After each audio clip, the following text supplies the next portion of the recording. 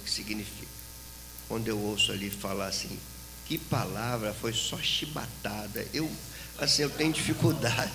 Eu tenho dificuldade com essa expressão, porque não é a intenção de ninguém dar chibatada, né? Mas às vezes ela vem. E às vezes elas são necessárias, sempre são necessárias. Então eu quero que você, hoje a gente vai entrar no capítulo 7 da carta de Paulo aos Romanos, já nos preparando para o capítulo 8, que começa a partir do domingo que vem. Hoje eu vou me atrever a falar um capítulo só num sermão. O capítulo 7 de Romanos. Só que, como eu não vou ler todo, por conta que são 25 versículos, né? Eu vou ler apenas do verso 22 até o 25. Ele vai servir de ponto de partida para a nossa exposição. Embora saiba que a nossa exposição bíblica está no capítulo 7 todo, e provavelmente eu cite todos os textos aqui do capítulo 7, mas em nível de início de sermão, versículos 22 a 25, que diz assim: porque no tocante ao homem interior eu tenho prazer na lei de Deus, mas eu vejo nos meus membros uma outra lei que, guerreando contra a lei da minha mente, me faz prisioneiro da lei do pecado que está nos meus membros. Desventurado o homem que eu sou, quem me livrará do corpo desta morte? Graças a Deus por Jesus Cristo, nosso Senhor, de maneira que eu, de mim mesmo, com a mente, eu sou escravo da lei de Deus, mas na minha carne é a lei do pecado. Senhor, dá-nos graça para compreender a grandeza desse capítulo da Tua Santa Palavra. Dá-nos graça para falar de um modo que seja entendível, que fica claro a cada porção desse capítulo que vai ser lido, exposto aqui, que Teu Espírito venha nos trazer luz, venha nos trazer direção e, acima de tudo, Senhor, Teu nome seja glorificado, que saiamos daqui com a plena convicção que a Tua graça está conosco. Seja o Teu nome, ó Deus, exaltado no nosso meio, hoje e sempre. Amém e amém. Irmãos, como eu disse antes de ler o texto, quando nós ouvimos tudo que nós temos ouvido, você tem ouvido, né? Quando se fala, por exemplo, das chibatadas, isso, como eu disse, me incomoda, me faz pensar, mas eu sei que eu estou numa estrada bíblica e vai nos trazer respostas. Às vezes num sermão a gente fica inquieto e parece nos faltar alguma resposta, mas a Escritura vai nos respondendo. E às vezes tudo que nós ouvimos é possível que gere conflitos dentro de nós, e a gente precisa perceber isso. Qualquer homem de Deus, qualquer mulher de Deus, quando ouve a palavra que confronta, que entra, como diz o próprio texto de Hebreus, como entra como uma espada de 12 gumes, né, até o íntimo do nosso ser, qualquer homem de Deus, qualquer mulher de Deus, ao ouvir uma palavra que penetra o nosso âmago assim, a gente vai de alguma forma nos sentir em conflito. Isso é comum que aconteça, porque quando a palavra vai sendo exposta, como tem sido exposta nos últimos domingos que aqui estivemos, né, também para nós a nossa maneira de viver equivocada também acaba sendo exposta, e nós somos confrontados como nós temos sido. A cada domingo você pode sair daqui, meu Senhor, aí você, no outro domingo você ouve outra palavra e fala, meu Senhor, não consegui colocar aquilo em prática que eu ouvi no domingo passado, e lá vem outra chibatada aqui, usando a expressão que eu não me lembro quem é que fala isso aqui, mas tem alguém que fala aqui. É minha irmã? Ela, só lapada, um negócio assim, não, tá bom, tem que ser ela. Então nós temos nossos pecados, nossos vícios, nossos comportamentos que são reprováveis. Nós vemos tudo isso expostos diante de nós, por meio de uma pregação, como um raio-x que se aproxima da luz e que você vê que tem muita impureza lá dentro, né? Às vezes o sermão faz isso, ele vai te rasgando e vai mostrando tuas impurezas, e você começa a perguntar como eu consigo viver em santidade, como eu consigo corresponder aos altos ideais que o Evangelho impõe sobre a minha vida, como viver de acordo com uma nova forma de doutrina, como corresponder àquilo que eu estou ouvindo, sendo pregado com tanto zelo. Essas são inquietações que pertencem a todos nós, pertencem a mim também. E, de certa forma, isso é um bom sinal, né? Sinal que Deus está falando conosco, e sinal que nós somos perceptíveis àquilo que Ele nos fala e àquilo que Ele nos mostra. E a gente entra, obviamente, num conflito muito grande. Que desejo hoje, por meio desse texto, trazer luz, inclusive, a esse conflito. Porque se nós nos esforçamos para viver a lei de Deus, conforme a gente tem ouvido, se nós nos esforçamos para viver de acordo e da maneira que o agrada, se nós nos esforçamos para viver em toda a plenitude, todos os preceitos de Deus, a gente acaba chegando à conclusão que a gente não consegue. Isso gera um conflito. A gente vê que os altos ideais, são puros, são verdadeiros, mas ao mesmo tempo você vê que por eles mesmos, se você depender de obedecer tudo isso para ser aceito por Deus, você vai passar a tua vida toda achando que não é aceito por Deus.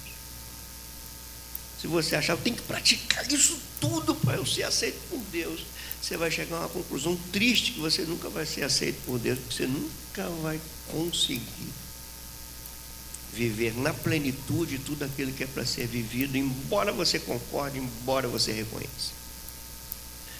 Você entra também num outro conflito, outra crise, quando você vê, você concorda, aquilo que está sendo falado, eu concordo com aquilo vem, quando você olha para dentro de você vê que em você mesmo tem uma certa insistência em fazer aquilo que você mesmo condena. Há uma insistência dentro de você e de mim por certos comportamentos que nós queremos nos desvencilhar deles. E às vezes a gente vive nesse conflito, nessa luta. E é disso que Paulo trata nesse capítulo. O texto que nós lemos aqui, quando ele fala assim, desventurado homem que sou, ou miserável homem que sou, há uma discussão no meio exegético, hermenêutico, se Paulo está falando dele mesmo, se Paulo está criando algum personagem para expor uma realidade, se ele está falando de todas as pessoas que estão sem Cristo, que vivem isso, ou se ele está falando que até mesmo as pessoas que estão em Cristo vivem esse conflito. Eu opto pela essa última, porque é uma realidade que todos nós não tem como negar, todos nós temos um conflito. Às vezes nós queremos muito fazer aquilo que nós sabemos que temos que fazer e de alguma forma nós não conseguimos fazer aquilo. Conflito. E aí, você se sente menos de Deus por causa disso? Menos filho de Deus? Como é que é isso? Paulo, nesse capítulo aqui, ele vai mostrar, eu percebendo isso, lendo, ele mostra, primeiro ele faz a isenção da lei de Deus. Ele vai falar que a lei de Deus é boa, o problema não está na lei de Deus. Ele vai falar que a lei de Deus é boa. Mas depois ele vai falar uma outra coisa que contrapõe essa. Ele diz, a lei de Deus é boa, mas eu não tenho condições de cumprir tudo que ela exige de mim. Aí aqui a gente tem uma dialética, né? Ou seja, a gente tem uma tese, a lei de Deus é boa. A gente tem uma antítese que é, mas eu não consigo corresponder a ela. Então quem estudou dialética sabe, né? Tese, antítese e síntese. A tese, a lei de Deus é boa. A antítese, eu não consigo cumpri-la. A síntese, um conflito. A síntese é um conflito que advém desses dois extremos. E Paulo vai falar disso aqui. Paulo vai falar então que a lei é boa, que nós não conseguimos cumpri-la, que existe um conflito, que o pecado tem uma força maior do que a gente imagina, mas ele termina dizendo que tem a solução, ele mostra a solução, e é isso que eu quero tratar com vocês hoje, mostrar que a lei é boa, mostrar que em nós não há condições de correspondê-la para nos sentirmos justificados por Deus. Quero mostrar para vocês que o pecado é mais forte do que você imagina. Quero mostrar para você que o conflito existe e pode estar dentro de você, mas quero mostrar também como se corrige isso, qual é a solução para isso. Eu creio que isso vai ser bom para todos nós. Eu queria, por isso que eu disse, eu vou citar os textos bíblicos aqui. Você não vai sair do capítulo 7 de Romanos, mas eu abri o sermão com os últimos versículos, mas quero transitar no meio desse capítulo todo, para você entender o raciocínio de Paulo, pelo menos naquilo que o Espírito nos permite entender isso, o que o Senhor quer falar conosco, quer falar com essa igreja, quer falar com a tua vida, com a minha vida, como que a gente lida com isso. Primeira coisa que Paulo mostra aqui, claro, e que a gente precisa começar por ela, é sobre a santidade e a perfeição da lei de Deus. Para a gente não colocar a culpa na lei. Nós não podemos colocar a culpa na lei, nós não podemos, que ser cristão é viver fora da lei. Nós não podemos cometer esse erro. Então Paulo vai dizer que a lei é boa, o problema não está na lei. Então quando você está aqui, sai da tua casa e ouve, aí ouve um baixinho pregando, aí ele vai pregando, a espada vai entrando no teu couro, como entra no couro dele também. Vai entrando, aí você pensa, meu Deus, será que isso tudo que eu estou ouvindo é bom? Eu vou falar, é bom, porque vem de Deus. Repare, por exemplo, o que ele diz no verso 7, logo na primeira parte do verso 7 aí desse capítulo. O que ele diz? De novo ele vai trabalhar com essa técnica literária essa técnica literária, eu esqueci o nome disso, mas é uma técnica literária em que o autor ele supõe as prováveis perguntas e ele mesmo responde.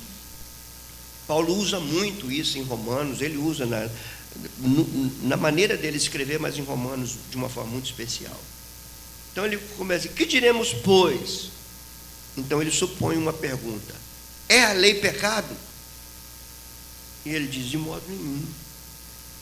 Repare como ele fez isso no verso 1. Ele fez isso em outros textos.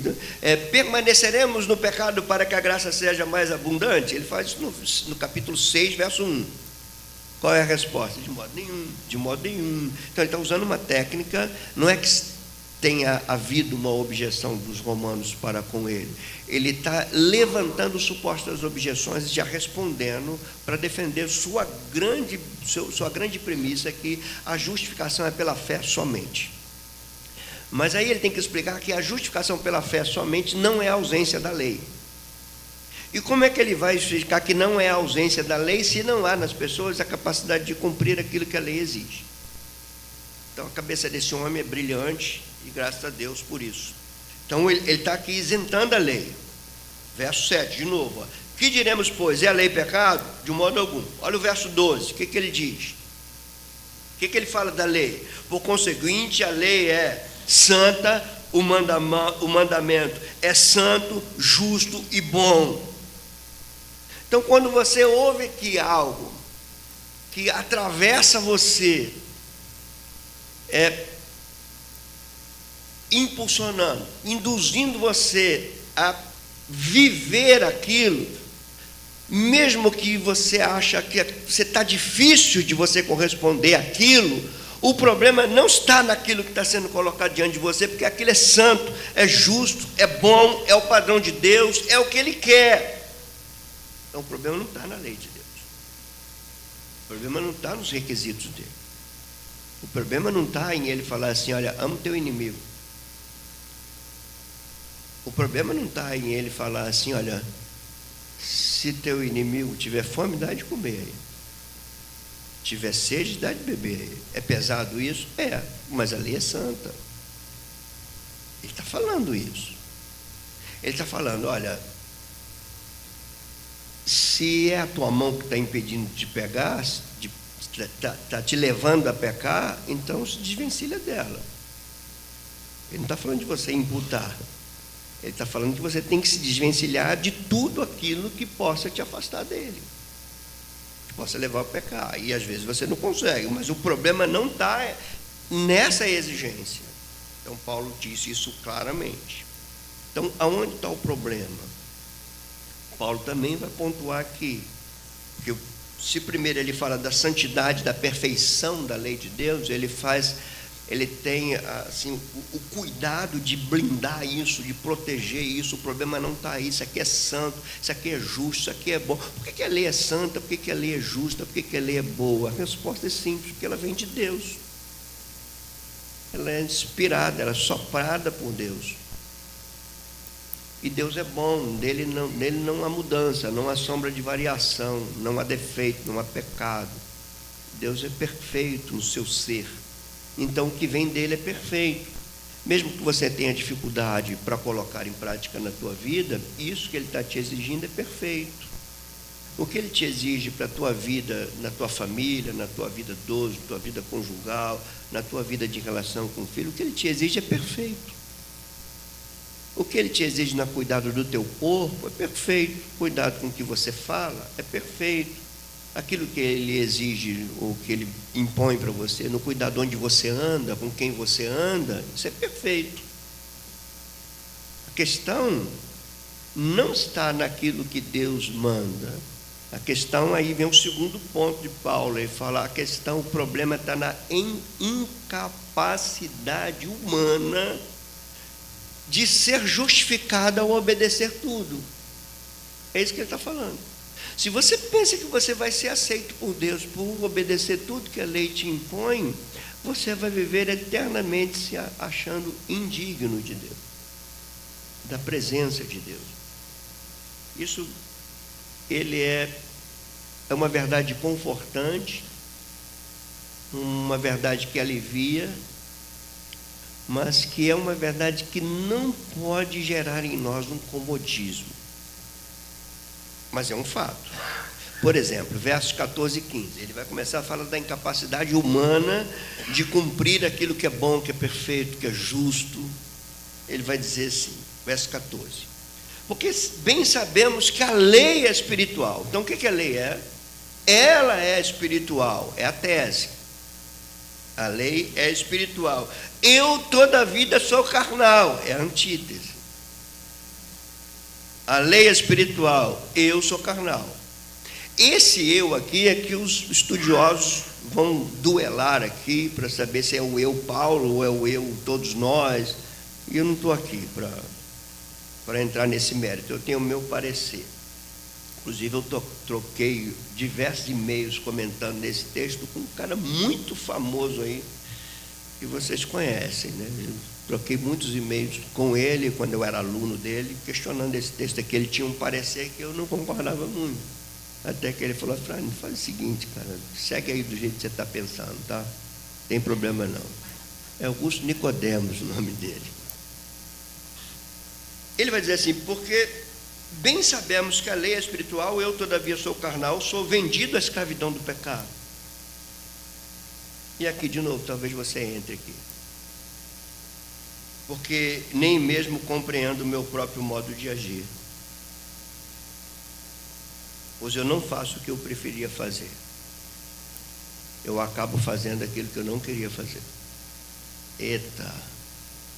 A palavra de Deus é uma coisa maravilhosa, gente. Ele está falando, então o problema não está na lei, o problema está em mim.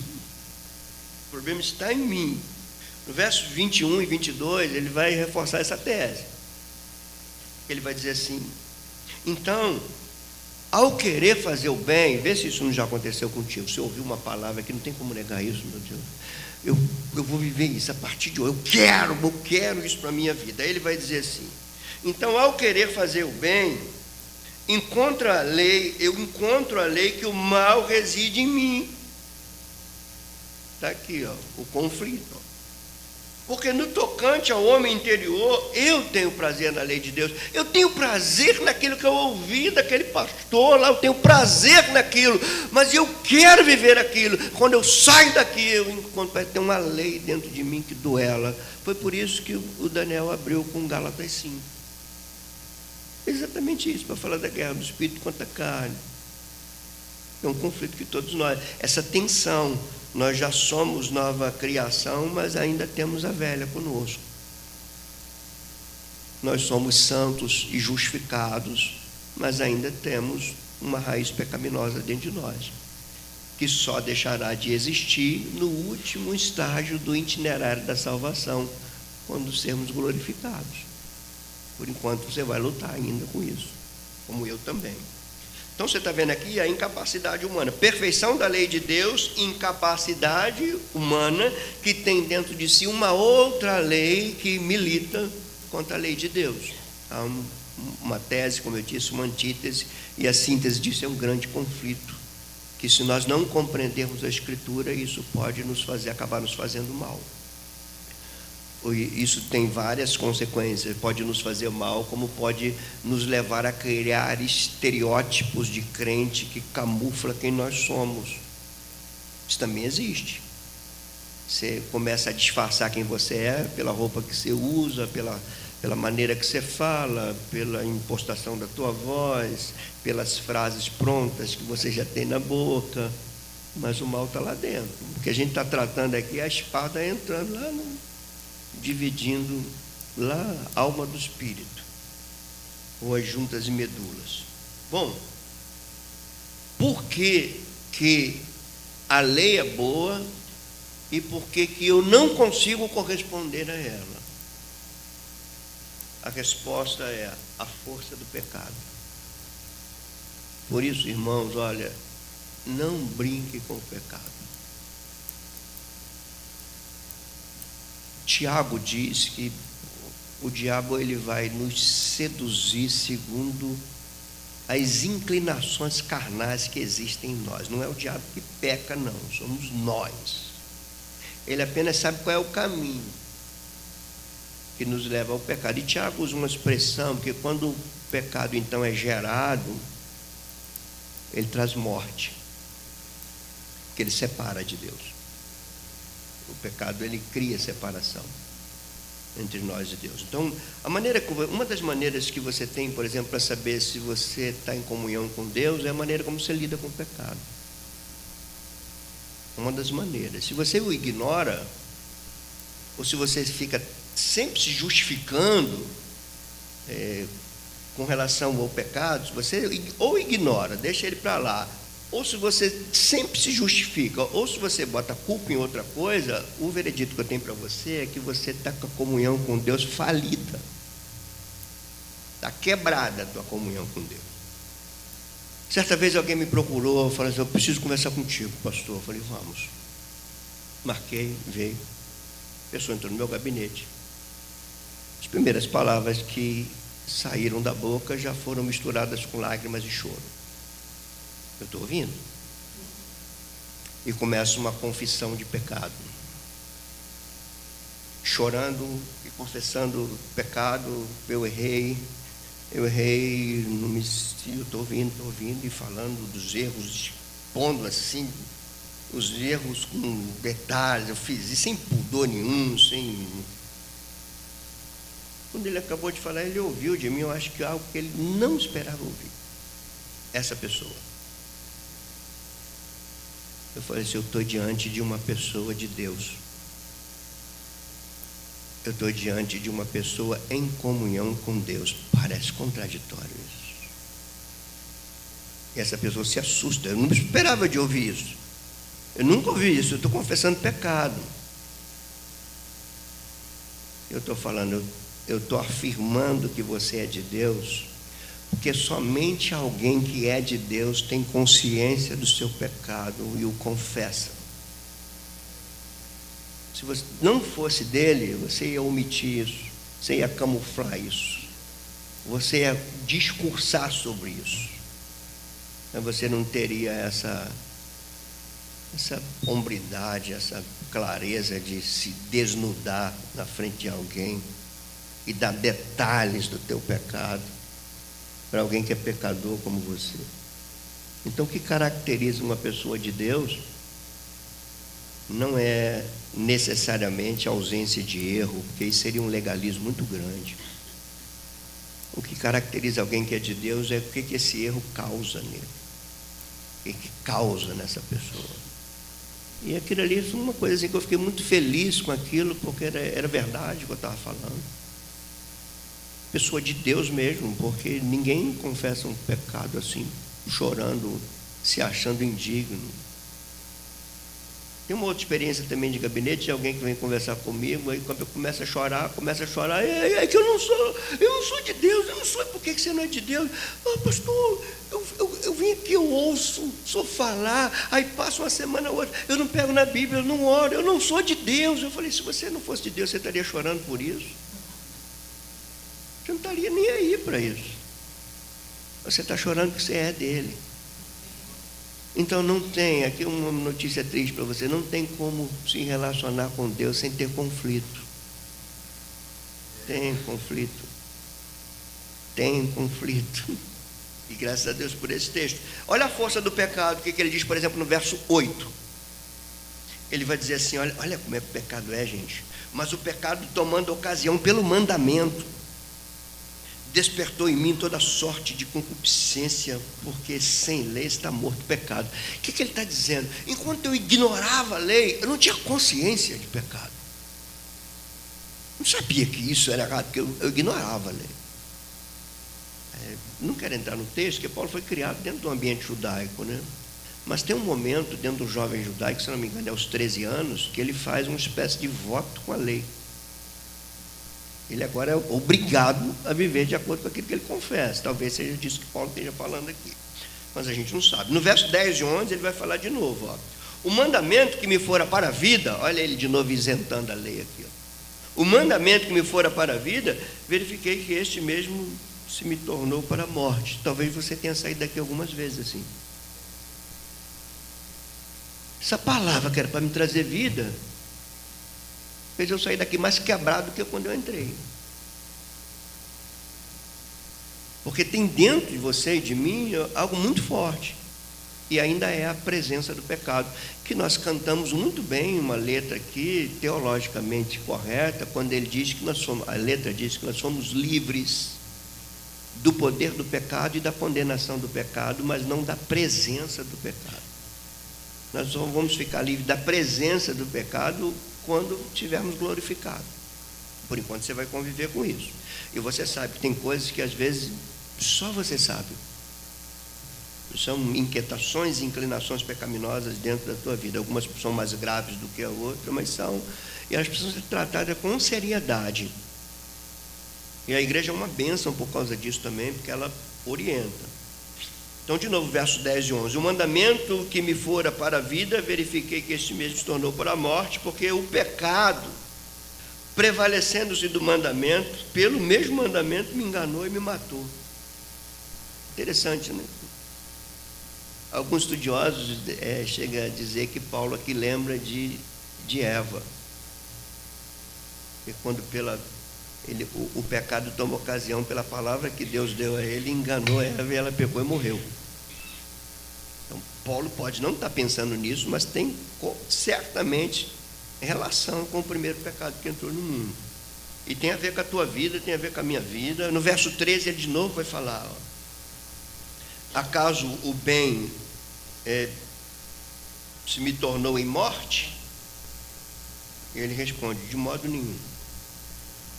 De modo nenhum, não foi o bem que me causou morte. Pelo contrário, o pecado, para revelar-se como pecado, então não ignore isso, tá, gente? Noticiazinha que você já sabe, mas eu tenho que te dar: o pecado está dentro de você. Ele está na tua natureza carnal. E ele é extremamente perigoso. Extremamente. Ele é a porta de entrada para Satanás te levar à queda. Extremamente.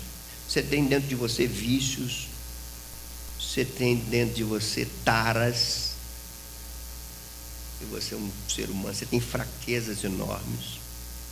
Isso está dentro de você. E você vai lutar contra isso até Jesus voltar. A questão é como lutar. Se você acha que vai vencer isso, eu vou me dedicar agora mais nas coisas, no meu ministério, naquilo ali, vou fazer. Quanto mais eu faço, mais eu me sinto bem. Isso tem prazo de validade. Não é por observar todos os preceitos e você se sente justificado diante de Deus. Então, assim, é um texto maravilhoso para nós, né? Ele contrapõe muitos conceitos humanos. Então, de novo, aqui o verso 13. Acaso o bom se tornou em morte? De modo nenhum, pelo contrário, o pecado, para revelar-se como pecado, por meio de uma coisa boa, causou-me, a fim de que, pelo mandamento, se mostrasse sobremaneira maligno. Ele é maligno, ele está presente na tua vida, na minha vida. Pastor, todos nós, você pode não ter um vício, você pode não ter uma tara, mas você pode alimentar um ciúme perto de você que você não consegue dominar ele. Você pode alimentar uma cobiça. Reparem, né? Dos pecados que os 10 mandamentos alerta, o mais silencioso dos 10 mandamentos ali é a cobiça. O mais silencioso. Por isso que Paulo usa ele no texto de Romanos 7. A cobiça é a inveja, o ciúme, esses sentimentos duplos, né, que eu chamei, eu usei uma expressão um dia desse aqui que eu não me lembro mais, né, bipolaridade relacional. Às vezes temos isso, amamos, e daqui a pouco estamos ferindo quem amamos. Tudo isso está dentro de nós, e tudo isso é pecado. Você fala muito agora na nossa geração, né, principalmente com pessoas que trabalham, que lidam com depressão, com crise de ansiedade, fala muito de gatilho, né? Um gatilho, isso aqui é um gatilho que dispara a minha depressão, dispara a minha ansiedade. Saiba que você tem vários gatilhos que disparam o teu pecado, vários deles. Por isso que eu falei na semana passada, e repito, uma das coisas que a gente tem que fazer é, a gente precisa se afastar de tudo que nos afasta de Jesus. A gente precisa fazer isso. Às vezes para você é uma coisa, para outra é outra coisa, mas você precisa. Aí isso aí é muito individual. Se você acha, eu já vi pessoas, pô, pastor, graças a Deus, estou melhorando. Melhorando o quê? Eu estou menos dominado pela televisão. Então quando você escuta uma coisa dessa, você pode fazer uma coisa boba para você, para aquela pessoa é uma vitória. É uma vitória, porque aquilo ali era um gatilho. Ele está dominando alguma coisa. Então você tem que fazer essa leitura. Tudo isso eu ouço aqui, tá, gente? Vocês me ajudam muito a pregar. Tudo isso eu ouço aqui. Hoje eu perguntei assim: leu a Bíblia? Alguém hoje até se antecipou, né? Eu nem perguntei, já chegou. Eu estou lendo Romanos. Eu falei: está lendo a Bíblia? A pessoa falou assim: eu não estou lendo porque eu estou acordando muito cedo para trabalhar. Eu falei: ah, tá. Então, quando você não trabalhava, por que você não acordava cedo para ler a Bíblia e para orar? Aí a pessoa para. Eu estou querendo fazer a pessoa pensar. Aí eu falo assim: por que você acorda mais cedo para trabalhar? Porque aquilo é visível. Aquilo é uma necessidade visível. A questão é quando a gente não entende a necessidade não visível. É a necessidade da comunhão com Deus. Porque sem a comunhão com Deus, o próprio trabalho que você acorda mais cedo para ir, daqui a pouco é tedioso para você. Daqui a pouco você está com problema lá no trabalho, você vai botar a culpa nos outros. Mas a questão é a falta de comunhão tua com Ele. Porque não é falta de tempo, porque você arrumou tempo para trabalhar, você arrumou tempo para acordar mais cedo para trabalhar. Se você não arrumava tempo para estar com Deus, é porque essa não era a tua prioridade. Mesmo que isso não seja nocivo e intencional, mas é real. Esse é o ponto. Então o pecado está aqui, o pecado é isso, gente. pecado ele desvia. Você tem lá um propósito dentro de você. Hoje eu vou separar as minhas noites para me dedicar mais à leitura da Escritura e da oração, porque eu estou me dedicando a outras coisas pelas redes sociais. Eu estou vendo que eu estou passando grande parte da minha noite fazendo uma coisa que não me edifica em nada, e eu podia dedicar isso para essa coisa, mas hoje eu vou fazer. Só que quando chega na hora de você fazer, aí você vai ver que tem um pecado dentro de você que vai começar a te aguçar a você fazer exatamente aquilo que você não queria fazer para se dedicar a outra coisa. E esse troço está dentro de você, como está dentro de mim também.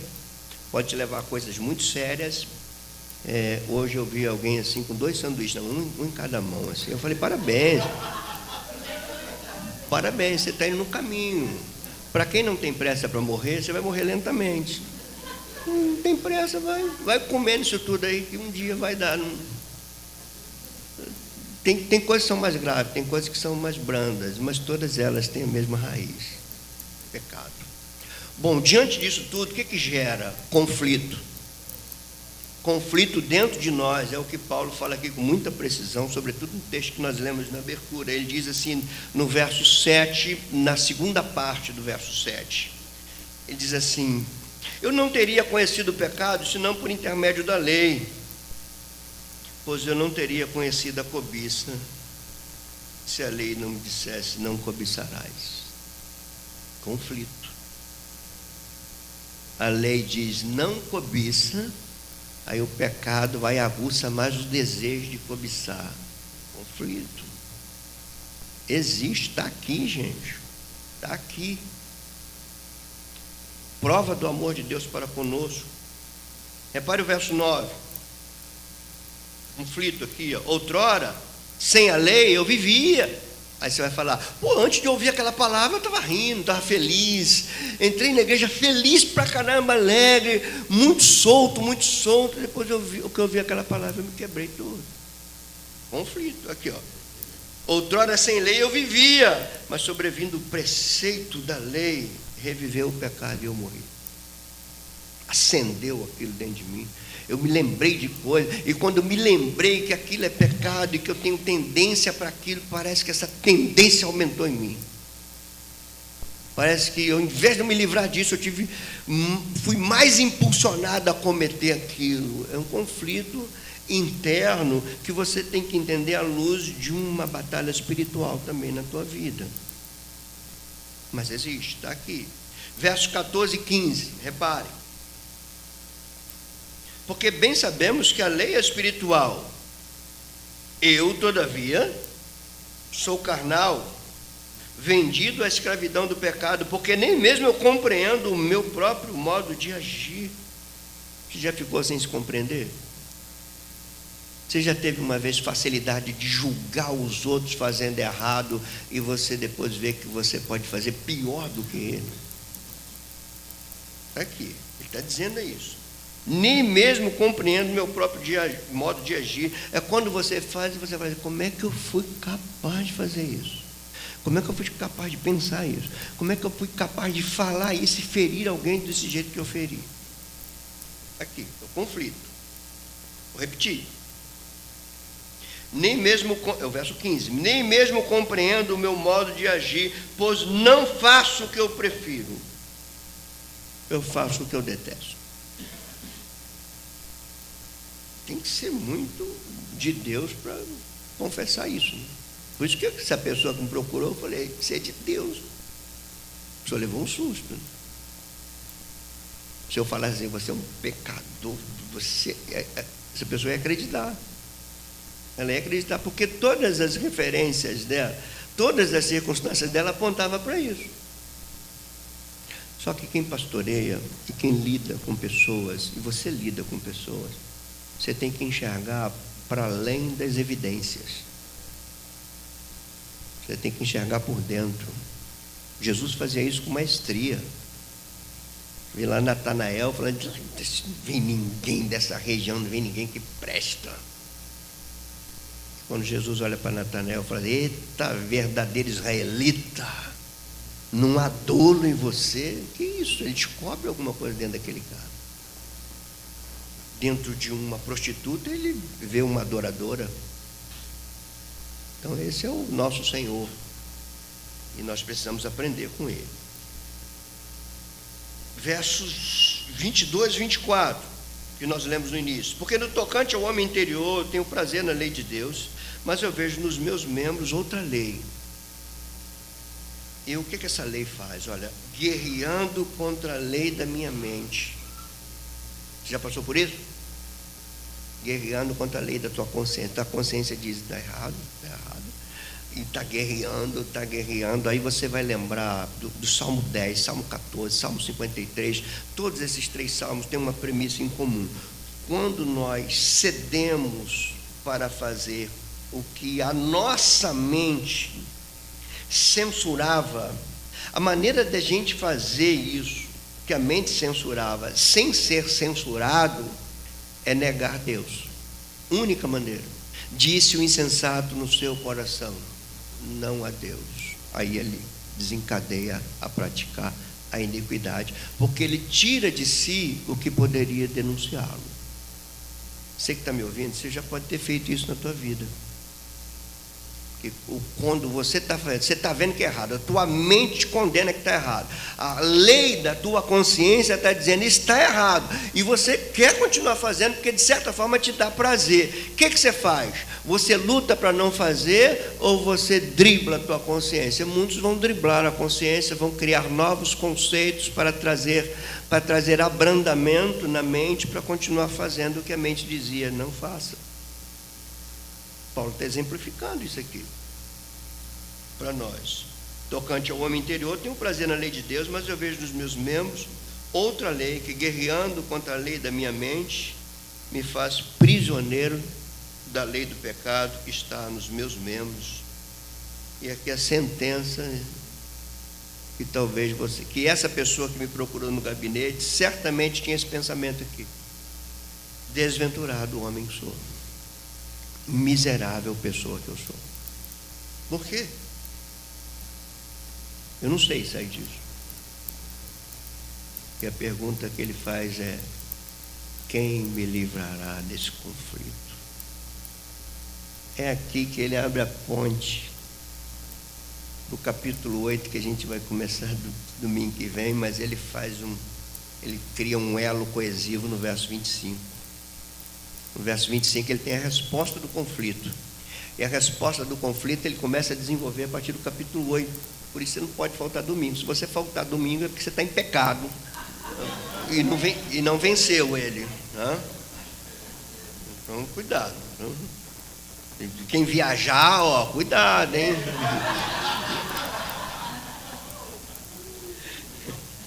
Vamos lá. Como resolver essa síntese que gerou um conflito? A lei é boa, mas eu não consigo correspondê-la, porque o pecado é muito forte. Isso gera um conflito, e eu chego à seguinte conclusão: eu sou um miserável e não sei como me livrar disso. Essa é a síntese, essa é a conclusão. Resposta. A resposta começa com um retumbante: graças a Deus. Não é graças a mim, não é graças ao meu esforço, embora eu tenha que ter. Não há mérito em mim, não é graças agora eu estou me envolvendo mais. Por isso, irmãos, eu vou abrir um parênteses aqui para falar com você com muito cuidado. Você não resolve o teu problema de consciência procurando alguma coisa para fazer na igreja. Você não resolve isso assim.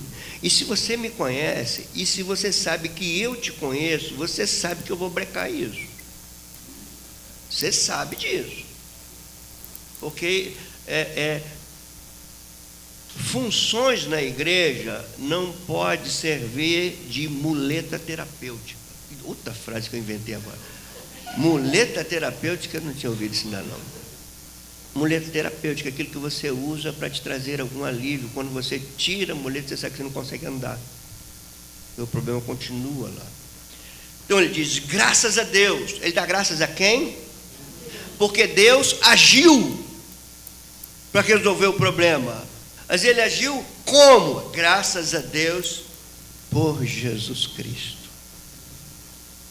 E, gente, aí a compreensão do Evangelho, do Cristo crucificado, graças a Deus, por Jesus Cristo, que é o meu Senhor, de maneira que eu, de mim mesmo, com a minha mente, eu sou escravo da lei de Deus, mas segundo a carne eu sou escravo da lei do pecado, graças a Deus por ele. Como é que vai começar o capítulo 8, verso 1? Não há condenação para os que estão em Cristo Jesus. Depois ele vai explicar por quê.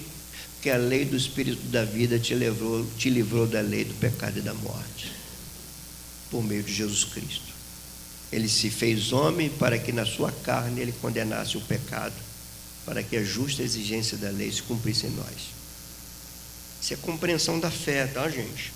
Então, quando ele diz isso, a gente chega a alguns pontos aqui, que é a nossa resposta, como resolver o conflito, onde está a solução. A libertação do pecado, a libertação dessa força, a vitória sobre essa força interior. Primeiro, Paulo vai dizer nesse capítulo que a vitória sobre essa força interior está muito relacionada à compreensão que nós temos da obra de Jesus Cristo nos libertando da lei. Sabe onde ele vai fazer isso? Ele vai usar uma analogia nos versículos 1 a 6. Ele vai usar a analogia de um casamento, que um está relacionado ao outro enquanto viver. Enquanto viver, um cônjuge depende do outro, pertence ao outro, isso é inalterável. Quando um cônjuge morre, dizia Paulo, o outro está desobrigado dele. Só que nessa analogia ele fala que, aí ele está falando do nosso casamento com a lei, usando essa analogia.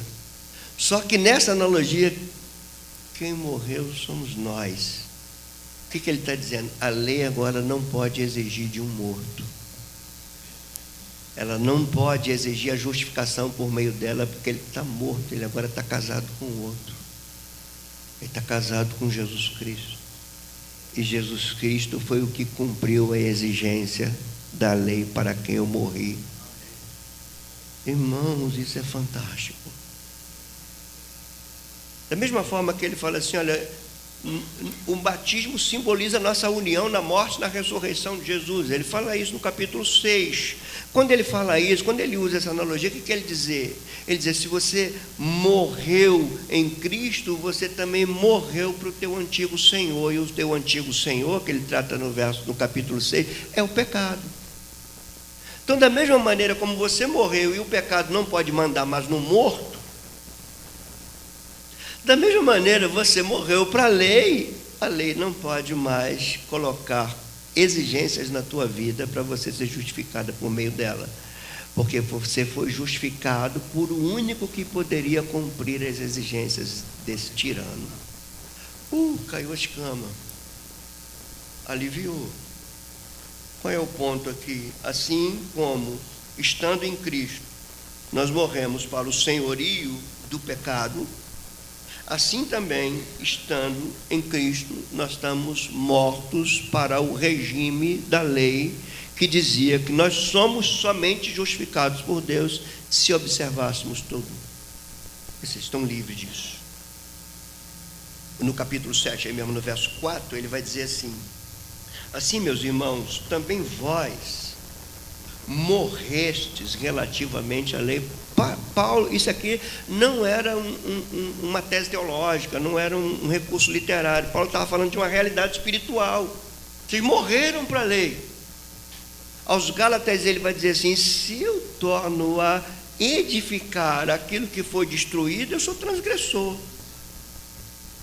Então, toda vez que você quer corrigir o teu pecado com um zelo por obedecer os preceitos da lei, sem tratar o mal que está lá dentro, você está ressuscitando aquilo que Deus tinha tirado da tua vida, você está edificando aquilo que Ele destruiu, e você nunca resolve o teu problema. É Cristo, gente, não tem outro, é por meio de Jesus Cristo. Por isso que ele diz, verso 4: assim, meus irmãos, também vós morreste relativamente à lei, por meio do corpo de Cristo, para pertenceres a outro. Opa, você não pertence, você não é mais justificado pela lei, você é justificado por quê? Pela fé em Jesus Cristo. Jesus Cristo veio o quê? Veio abolir a lei? Não, ele veio para cumprir a lei apontava para ele era o fim da lei.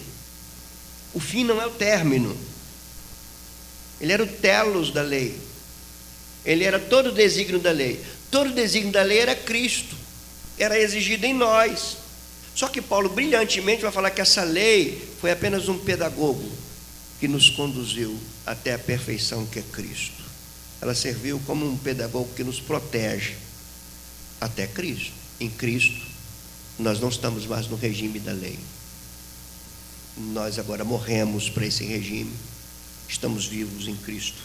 Mas Paulo tem tanto cuidado nisso que, por exemplo, no capítulo 5 de Gálatas, que Daniel leu hoje, no verso 13, ele vai dizer assim: como livres que sois, não useis da liberdade para dar ocasião à carne. Ele fala do compromisso com a liberdade. Eu ainda estou aqui na resposta, né? Como solucionar? A primeira é entender que você morreu para esse antigo casamento, não é mais pela lei. Você pensa o quê, gente? Olha, a gente foi tão mal orientado na igreja que a pessoa está lá com pecado. Como é que eu vou vencer esse pecado? Eu vou jejuar. Você vai ter uma gastrite e ele vai continuar lá no mesmo lugar.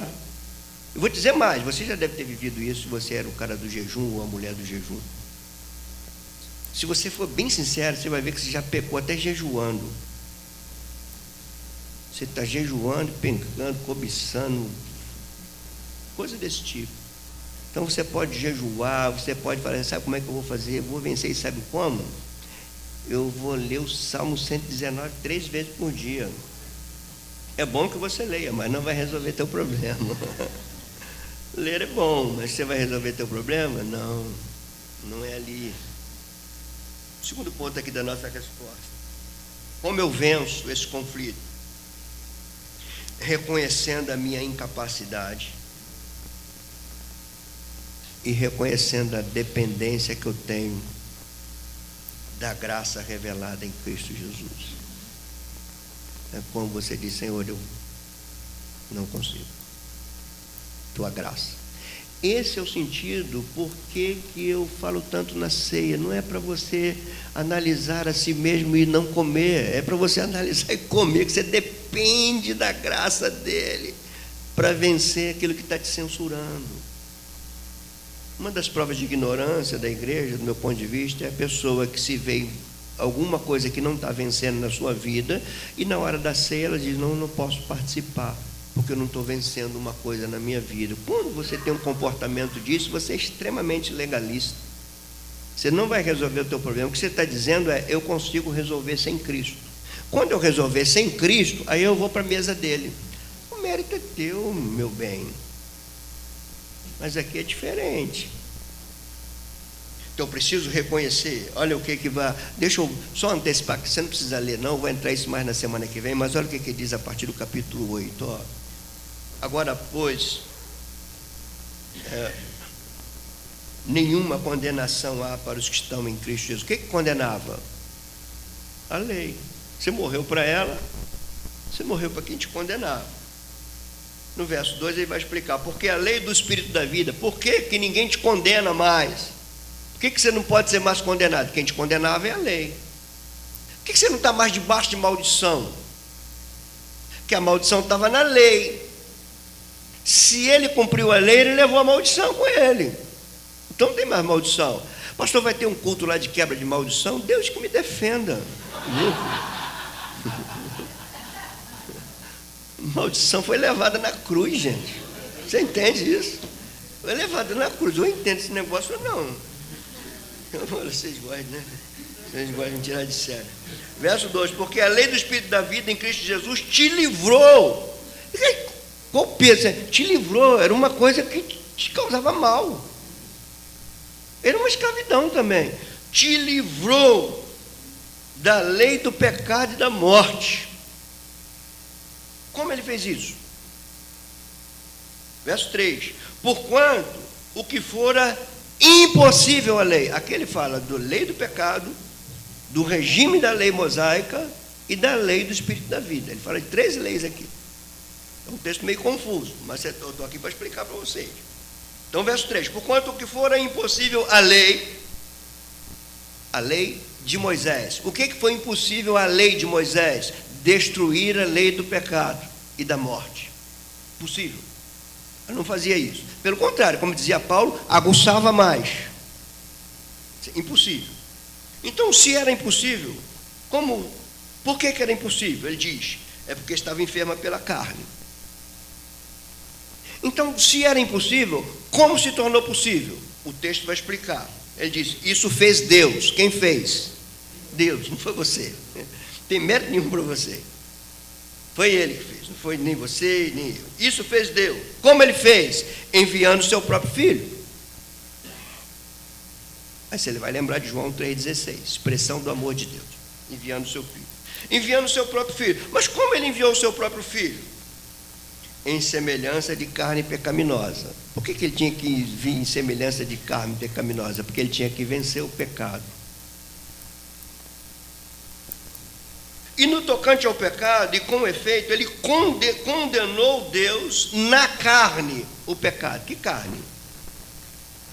A carne que foi rasgada na cruz. Ali Ele condena o pecado. Com que objetivo, então, Ele condena o pecado na carne do seu Filho? Verso 4, para que o preceito da lei se cumprisse em nós. Se você for detalhista na leitura, o verso 4 do capítulo 8, domingo que vem eu falo melhor disso, não fala que Ele fez isso tudo para você cumprir a lei. Ele fez tudo isso para a lei se cumprir dentro de você. Você vai emendar isso com Hebreus 8, quando ele diz, as leis estão impressas na mente e no coração de vocês. Não está fora de nós numa tábua. Está dentro de nós. Quem fez isso foi Jesus. Então ele prossegue, a fim de que o preceito da lei se cumprisse em nós. Por quê? Porque nós não andamos mais segundo a carne, mas segundo o Espírito. Nós somos nova criação. E por último, irmãos, como resolver esse problema? Reconhecendo o mérito é de Cristo. Ele que fez isso por você. Pastor, que conselho você me dá? Alguns. Primeiro, entenda que o Evangelho não é a ausência da lei. Você nunca vai viver sem lei. Ele não é a ausência da lei, mas por meio do Evangelho você não é mais condenado pela lei. E outro, por meio do Evangelho você tem capacidade de viver o que Deus requer de ti. O crente, ele não vive o Evangelho. Só quem viveu o Evangelho foi Jesus. O Evangelho é a notícia da morte e da ressurreição dele. Ele poderia viver isso? Não. O que é Evangelho? É uma notícia. A notícia de quê? Da morte e da ressurreição. Quem morreu e ressuscitou? Ele, não fui eu. Então eu não vivo o Evangelho. O Evangelho eu anuncio. Eu não vivo o Evangelho. Mas eu devo viver à luz daquilo que o Evangelho me capacita. É o Evangelho da graça de Deus. Portanto, o conselho que eu te dou, primeiro é, nunca separe a lei do Evangelho. Lei e Evangelho não se excluem, se complementam. Por meio do Evangelho, você vai trazer os preceitos de Deus para a tua vida, para a tua casa, para a tua família, para o teu trabalho, para o teu dia a dia, por meio do Evangelho. À medida que você compreende o Evangelho, mais você vai detectar o que está errado e mais, por meio do Evangelho, você vai ter como vencer teus conflitos. Segundo conselho que eu te dou, entenda que você nunca vai ser justificado diante de Deus pela observação de um padrão de conduta. Não é isso que te justifica diante de Deus. Mas é a fé em Jesus Cristo e na redenção que Ele trouxe. Então sempre você vai ter que analisar como é a tua fé em Jesus. Isso às vezes dentro da igreja evangélica, isso às vezes é muito camuflado. Às vezes a pessoa que diz que está tendo fé, não está tendo fé coisa nenhuma. Porque quando eu digo que você tem que ter fé em Jesus para saber que você é justificado mesmo não conseguindo viver o alto ideal que você queria viver. Eu tenho que ter coragem para falar isso. Mas você é justificado. Eu quero tirar um saco de cimento da tua cabeça agora. Você é justificado até não conseguindo viver o alto ideal de vida santa que você queria. Por que, pastor, que eu sou justificado? Porque foi Jesus Cristo que morreu no teu lugar. Foi Ele que cumpriu a lei no teu lugar. Então eu posso descansar? Não, de jeito nenhum. De jeito nenhum. Por quê? Porque qual é o teu relacionamento com Jesus? Apenas você observar tudo para ir para o céu? Você já tem o céu garantido. Ninguém te tira lá, não. Ninguém vai te tirar de lá. Assim como o diabo não foi capaz de desfazer a criação, ele também não é capaz de desfazer a tua salvação, a tua redenção, porque foi Jesus que fez. Mas quando você tem essa compreensão, você deve ter mais desejo de amá-lo, de agradá-lo, de buscá-lo, de meditar na sua palavra, de ter comunhão com Ele. E aqui eu vou te dar um último conselho para você não estranhar. Comunhão com Deus não é bom? A comunhão com Jesus não é bom demais? Fala para mim. Está com medo de responder? Sim. Mas eu quero dizer, esse conselho ele é preventivo. Vou te aconselhar a entender que a comunhão com Deus muitas vezes vai te levar a conflitos grandes. Por quê, pastor? Quanto mais você se aproxima de Jesus, mais você vai ver coisa errada na tua vida. Se você não quer ver coisa errada na tua vida, se relaciona com uma televisão, você não vai ver coisa errada nenhuma na tua vida. Se você se relacionar com Jesus, é a coisa mais maravilhosa da tua vida. Só que você vai se relacionar com uma pessoa que, quando você chega perto dela, ela vai mostrar todos os teus erros, sem te jogar no inferno, sem te jogar no banco dos réus. Ele vai falar assim: foi por você que eu morri. Você não conseguia se desvencilhar disso tudo. E à medida que você comunga mais com Cristo, mais você percebe os teus erros e mais você tem vontade de se desvencilhar dele. Agora, pensa em sem comunhão com Jesus.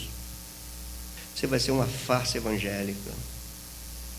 Você vai colocar um monte de adereço evangélico na tua vida, até adereço teológico. Expressões teológicas, afirmações teológicas corretas, enquanto você continua a mesma topeira de sempre. E se relacionar com a ciência teológica não significa se relacionar com o Deus. É diferente uma coisa da outra. Então são conflitos. Uma vez em Cristo, nos relacionando com Ele, é como o raio-x próximo da luz. Você vai ler o texto bíblico, você vai orar, você vai ter comunhão com Ele, você vai fechar os olhos, vai falar assim: eu não sou digno. Eu não sou digno. Você vai ler a Bíblia, você vai ver aquelas palavras, como eu estou distante desse ideal. Aí você vai ver o que é o amor de Deus na tua vida. O que é o amor de Jesus na tua vida. Você lê a Bíblia, você vê: eu não sou digno. Mas o Espírito Santo vai testificar com o teu espírito e falar: você é filho de Deus. O Espírito Santo testifica com o nosso espírito que somos filhos. E porque somos filhos, nós clamamos: Abá, Pai. E Ele vem ao nosso encontro. Que o Senhor te conforte, que o Senhor te dê consolo, que o Senhor te dê refrigério, que você se veja à luz de Romanos 7, que você esteja com coragem de se ver aquilo que Deus quer mostrar para você em Romanos 8. Você teve um breve alívio, não é isso? É isso. É você, assim, a pregação é como um crocodilo chupando picolé. Que eu inventei isso aqui? Agora eu vou ter que sair dessa. O que é o crocodilo chupando picolé? É uma casca dura e pesada em cima de você, com um pequeno momento de refrigério.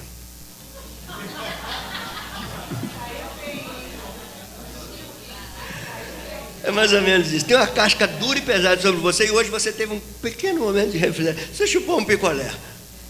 Domingo a gente vai ver se o picolé continua ou não. Tá bom? Vamos dar um aplauso a esse Deus aí antes da gente orar. É bom demais ouvir a palavra dele.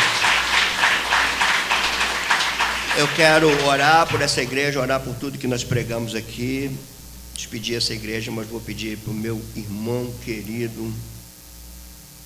O que é isso? Cara, quando a Tânia balança um negócio assim. É que vocês não percebem a Tânia. A Tânia, ela fala com os olhos às vezes. Porque ela podia falar, por exemplo, agora, vocês não viram, ela podia falar assim aqui. Ela fala assim, ó, o olho dela caiu. Vai descer. Não é só assim aqui. Não é assim, nunca é assim, ó.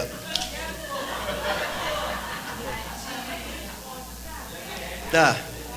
Pode vir para cá, Gilmar. Vem para cá. Vem para cá. Tá jovial ele, jovial. Jovial. Sapatinho de bate-bola. Tá bom. Gente, recado da Tânia aqui, ó. Da igreja, desculpa, calma.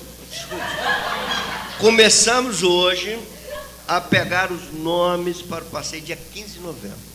Tá? Você vai pagar isso em 3 vezes. Pode pagar em 3 vezes? Pode pagar em 3 vezes? Pode pagar na hora? Botou o valor aqui? Não. E antes de o Gilmar orar, não sei, Marcos, se está pronto aí, tem que passar o vídeo da EBF. Está pronto? Gente, eu vou pedir uma coisa. Vai ter o vídeo da EBF, tem o recado da tia Tânia, mas não esqueça do que o senhor ouviu, tá? Da palavra. Leve isso para a tua casa.